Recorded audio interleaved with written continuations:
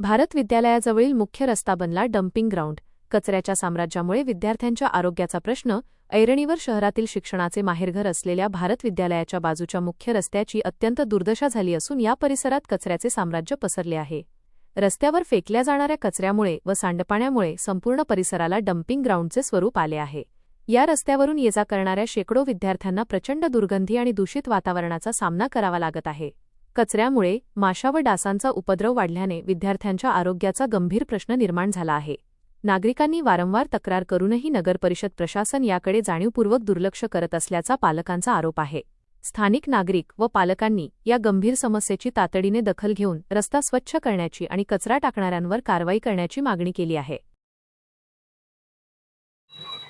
या ठिकाणी भारत शाळा आहे, बाजूला जिजामाता महाविद्यालय आहे आणि लगतचा एक रोड आहे लहानसा. त्या ठिकाणी शहरातील विविध भागातील लोक घाण कचरा, काही मेलेली जनावरं या ठिकाणी आणून टाकतात आणि नाली साफ करण्याचं काम नगरपालिकेमार्फत होत नाही. त्याचा त्रास सर्व शालेय विद्यार्थ्यांना होतो. नाकावर कापड ठेवून त्यांना शाळेत यावं लागतं व शाळेतून बाहेर जावं लागतं. अशी नगरपालिकेला आमची विनंती आहे की ही नाली वारंवार साफ केली गेली पाहिजे, जेणेकरून विद्यार्थ्यांच्या आरोग्याला यापासून हानी पोहोचणार नाही.